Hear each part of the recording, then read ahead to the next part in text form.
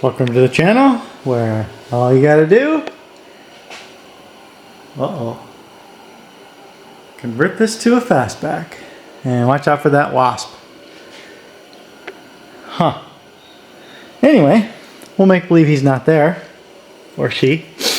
So in order to fit all the fastback pieces, there are various giblets laying here. I'll go into the puzzle pieces a little later, but in order to fit all that stuff, I have to get this front A-pillars dressed up, as opposed to the rear A-pillars, and get this roof panel off of here. But what I've done is drilled out all these rivets, and those all held, I can show you on the other side in a little bit, but those all held the drip rail on, which I'm going to delete the drip rails because, yeah, this isn't a Minnesota car. It doesn't rain that much here. There's a little bit of rust in between here, but I think that'll clean up pretty nice. I don't think I need to replace these. I do have new ones. The other thing I've done is this is the outside, the A surface of the A pillar, and this is the A surface of the roof. The same panel as that. And if you look real close here, you can see that this is the drip rail, which is sandwiched. Gonna have a hard time focusing there, but this is the drip rail here, which sandwiches in between this piece and this piece. So this is the roof panel. This is the drip rail. So it's all like kind of commingling there, and you should watch out for that wasp. They'll get you. And then this has got a big spot weld right here, but there was also a bunch of lead in there. So I just got my seat pan out to catch it all, and I just heated it up with a propane torch and let gravity take over, and now I can see, right, this is all full of lead like they did it back in the day. I won't be using lead because obvious reasons. So anyway, I'll get to grinding that guy out of there, because I'm gonna keep these pieces, and the new roof panel will cover all this stuff. But I gotta drill all these welds all the way across. So, and then this piece here, that bee really likes, that's got to come out as well. That's part of the drip rail. Right? You can see where the drip rail ended here.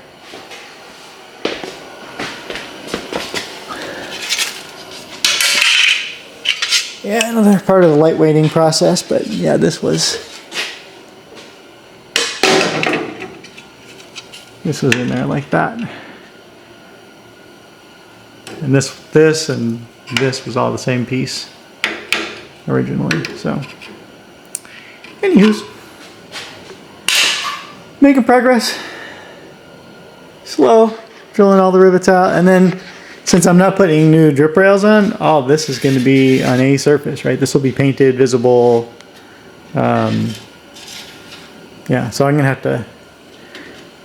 to dress this up nice and get all the rust out of there and prepare that for paint, right? It needs to have a nice radius between this, and this has all got to be nice and smooth. Like there's a seal that goes over this part, but not this.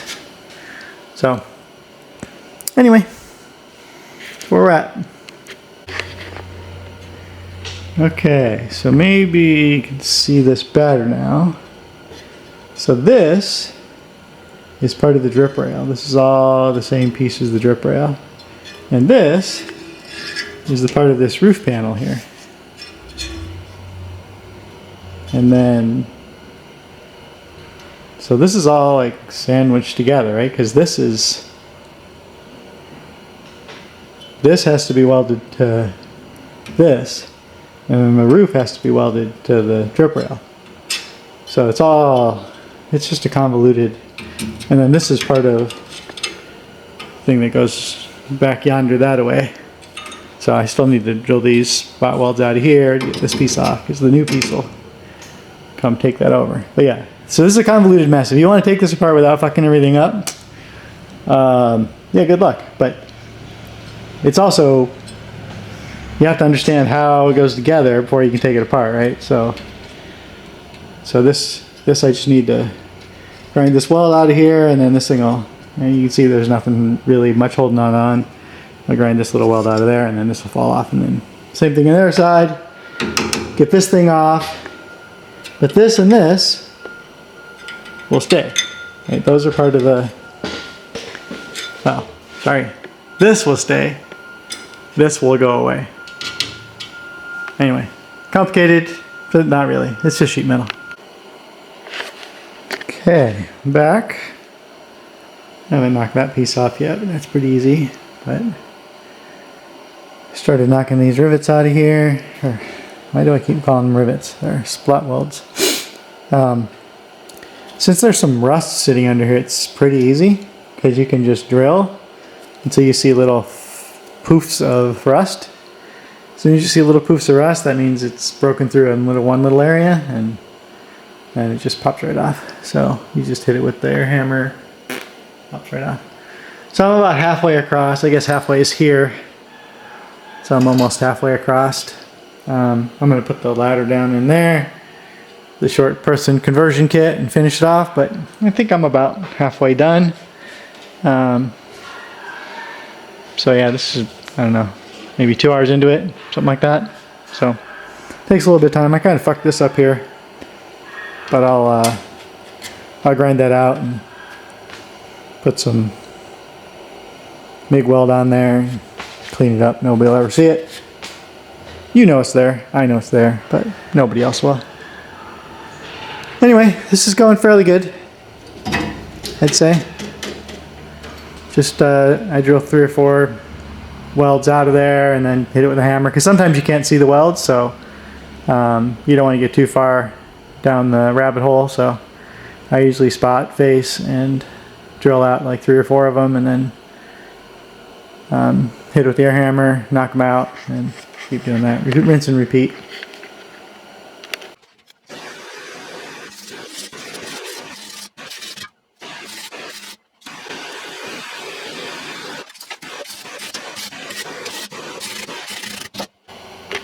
Okay, so this is what we got.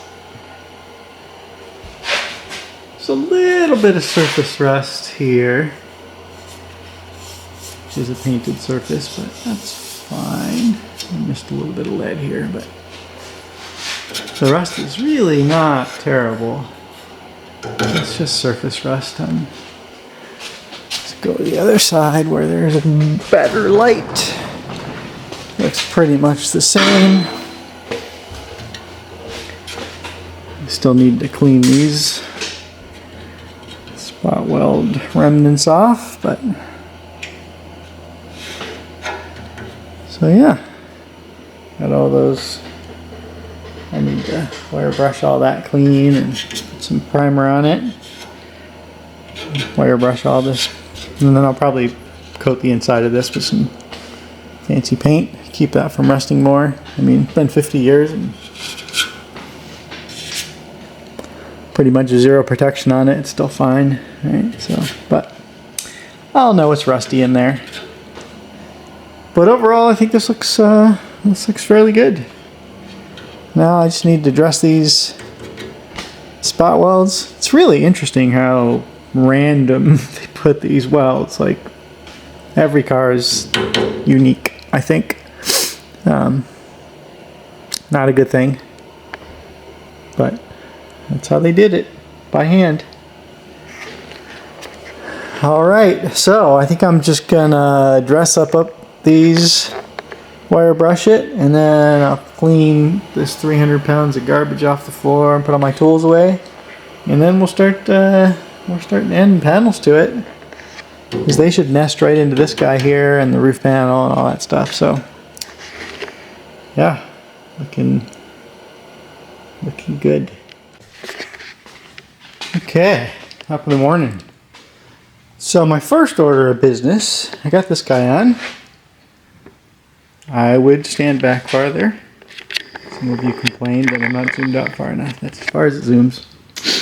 I'm trying, but I'm in kind of tight quarters here, right? I only have not much area to back up. So, sorry about that. Anyway, the first order of business, I got this guy on. I'm going to put the other side on, and similar. But, see this little hole here? The mating new piece of sheet metal has kind of an alignment tab that sits into that. And until I cut that hole in it, I can't really assemble it.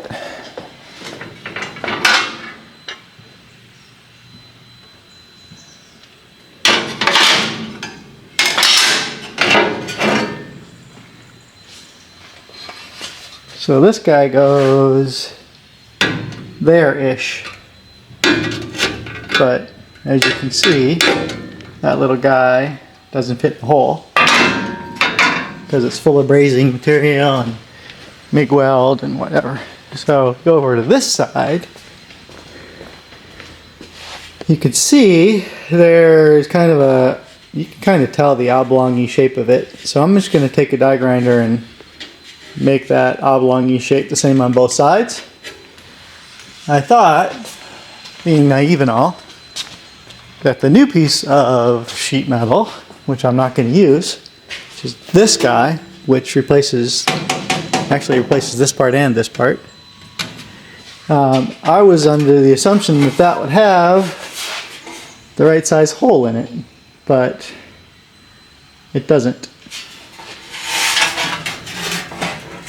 Hard to line this up exactly. I'm holding the camera.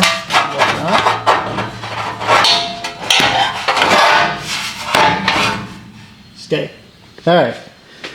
Sorry about that. So as you can see, this hole here is the same as this hole and that hole.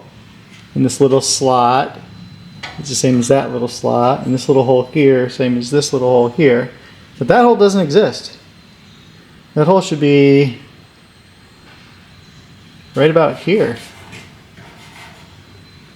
Back up a little bit, but then I can't see the screen. Anyway, yeah, there should be an oblong-y hole here to match that. So I was going to just replicate that, but I don't think it aligns it too close. I think it's just like for the production line people, it'll like stay there, and then they put it in a jig, and then like it's just kind of a loose dowel.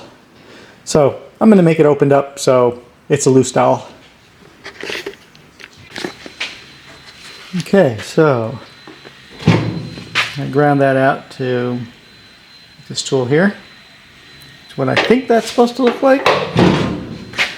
Now it's down in the hole. Kind of looks like it's supposed to go there. So yeah, we'll start building this thing like the puzzle that it is. And I think by the end of the day, this is going to look like a real fastback.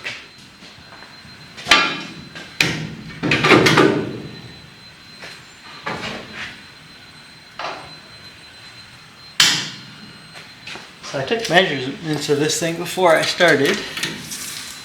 So this should be 49 inches, according to that. And this is that 49 right there. Good. And this is 46 1/8 on this side, but it was 46 1/4 on the other side. So that's 46 1/4 there. So we're in the ballpark, which is all I want to do right now.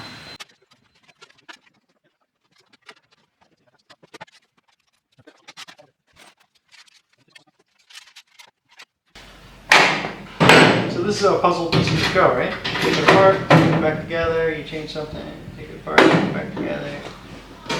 Keep doing that till all puzzle pieces fit. So that's what I'll be doing here. Over and over. 49. Let's see, this is 48. So that is, that's no bueno. 46. So that's a little bit big and that's a little small. So somehow I gotta scoot this forward and this back.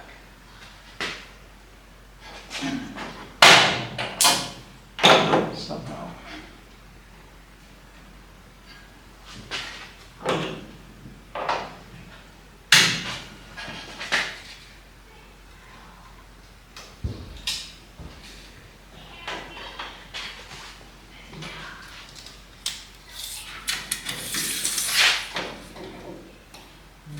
Still at 48, so we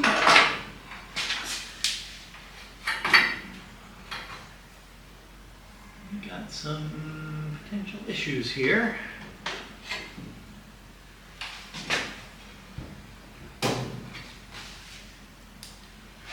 Unless I labeled this wrong.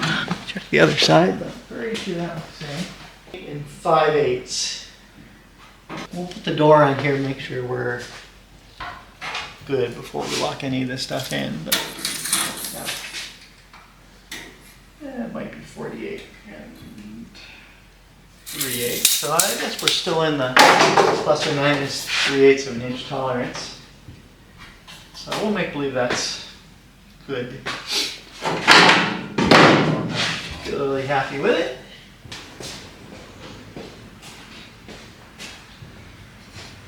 All right. Some more pieces. I think this one goes up here somewhere, right by this arch. I think it goes like, I don't know, that or something. Probably.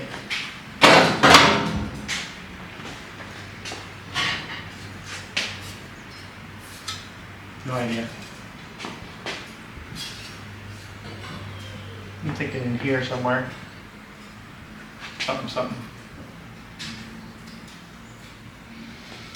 Let's not get bogged down on all that.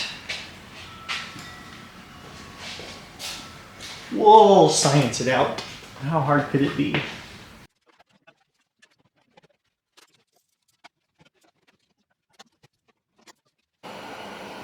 Okay.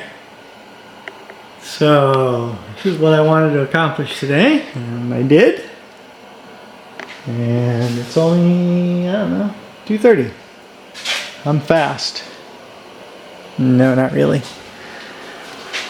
So, I managed to wrangle all the panels on. There's some fitment issues. Everything's within, I don't know, probably a ½ inch of where it's gotta be. That's not very good. So yeah, I'm gonna probably spend the next couple days, maybe a week, kind of tuning this all in. One thing that I anticipated poorly is I don't want the drip rails, which is this little flange here, this little flange here, and it used to come all the way down to here. I don't want that. So I didn't order those pieces. But I forgot about this big hole right here. Something's got to cover that up. So maybe I'll bend a piece of sheet metal that goes from there all the way back here to there. Maybe I'll just buy them and modify them. I don't know. Not a big deal either way. It seems like this part here is the biggest culprit. Well, not actually this part. It's the back side of that it won't allow this part to go down far enough. Well, it goes down far enough in the front, but it won't lean back far enough. So as soon as you lean it back to the right angle, then this front comes up and this doesn't go in far enough and stuff. So I'm gonna have to kind of do some modification on that bracket back there. So that doesn't fit great. the rest of this stuff, it mostly fits. Right? Little trimming here and a little there. Most of it's off by, you know, 1/8 of an inch or less. But some of it's really far off because of these brackets here. So the trunk filler panel here, or the, I don't know, it's called a filler panel of some sort. I'm not sure whether this goes on the inside or the outside, but it doesn't really matter because this isn't going to be normal. So we'll get into that a little later. That's not an issue. I actually might just order a second piece of this because I got to cut this part off. And I'll need it up there, but we'll see how that's going to work out. Maybe it'll be fine the way it is. But yeah, it looks like a legit fastback now. I mean, with pretty horrible body gaps. None of this stuff's clecoed in. I just clamped it with some vice grips here and there and everywhere. So I'm gonna have to come up with a plan on how to align this. I'm sure there's a super secret that people that have done 1,000 of these know which end to start at, but I don't. So I will document my trials and tribulations and share with all y'all. But yeah, it's looking like a fastback. So a couple of modifications that I'm going to make to the fastback is this is getting filled in, so none of this inner structure is really needed, but it probably ties the body together and adds some rigidity to it, so I might leave it. But this is all I'm just gonna make a plate, weld that in, and then this will all be smooth like a 69, 70. And then the other thing that I'm going to change is instead of having this stupid little trunk, it's stupid and little. If you ever tried to get drag slicks into this trunk or race tires into this trunk, yeah, dumb. So I'm going to cut along here, most likely right along this body line, like that. And then that'll be a hatch. That'll just open up like a hatch. So it'll be a hatchback, 67 fastback. So I guess 67 hatchback then? Anyway, doesn't matter. That's the plan. So that's why I didn't order all this inner structure-y stuff here, because that's going to disappear. And then I'll have all of this room to put race tires in. Or suitcases, I guess, for a road trip. So either or, multi-purpose vehicle. Strap some skis to the roof maybe. Oh wait, now they'll fit in the trunk now. So anyway, that's where we're at. It's it looks like progress, but it probably isn't. But at least I figured out where all the pieces go. I'm not sure what I'm going to do about this whole area here. I may fill that in with something. It seems like there should be something that goes in there. But I don't think there is. I don't have it in my pile O parts. Maybe I'm missing something, but I'll poke around. You can leave something in the comments if I'm completely ignorant of what the hell I'm doing, which is always possible. Okay, welcome back to the channel. It's freezing cold out here. Okay, it's 45 degrees. It's freezing cold for Whoopee, California. Not much since I've just been kind of sciencing some stuff out on how I'm gonna do all this stuff. But I also added these panels in here. Didn't have those in before, so I still haven't got the one on the other side. And I've been looking at what's going to take to get rid of these drip rails, right? So this little lip here, the drip rail kind of goes around that and spot welded. But I don't like drip rails. They're stupid, ugly looking, terrible for aerodynamics. So this thing needs to get gone and bent the other way. But there's also this little lippy thing here that I'm gonna have to flatten out, right? Because I want this to have a nice radius here, right? Because the air is going to come over here. There's a window somewhere in here. And this wants to be nice and rounded, otherwise trips this boundary layer and then, yeah, it's bad. It wasn't made for aerodynamics, it was just made to look aerodynamic, but I'm going to try to do whatever I can to make it as not terrible as feasible. I've also been sciencing out some fuel cell stuff, and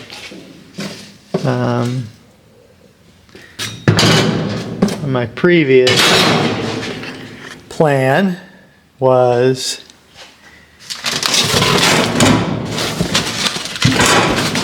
have it in like that, and then there's a whole bunch of room back here for stuff, whatever.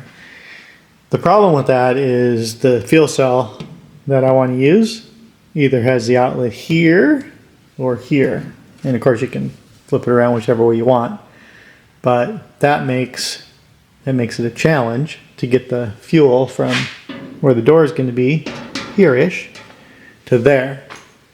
It's got a very circuitous pipe. So I've looked at what it's going to take to put it in this way, and it moves this forward like 2 inches. Marked on the other side.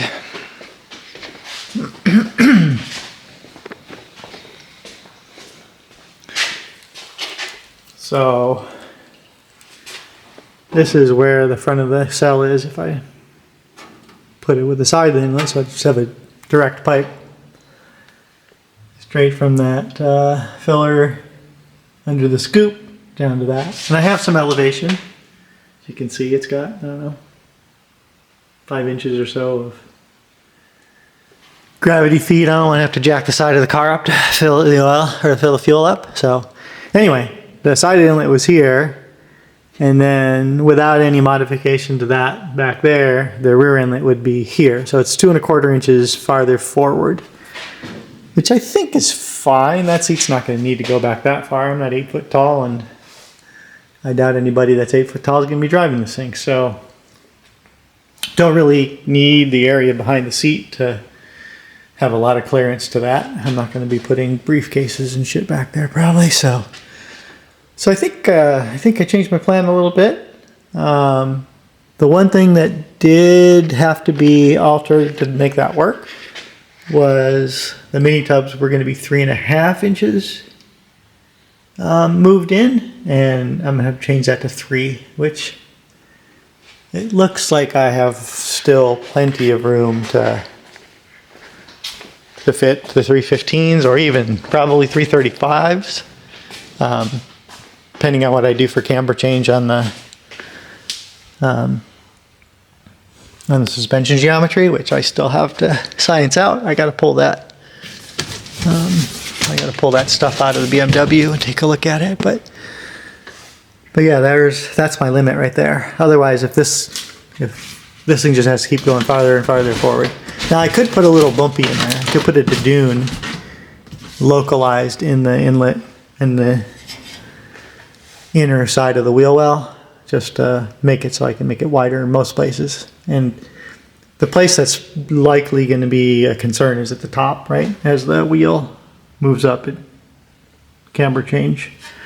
So I may do that as well. I may just make a little localized bump to clear the fuel cell, and then I'll push this back as close as I can. This adds a little bit of advantage as well in the center of mass, right? The closer you can get it to the center of the car, the better it's going to be. And then it has this much crush zone in case there's a unfortunate incident with whatever, another car object.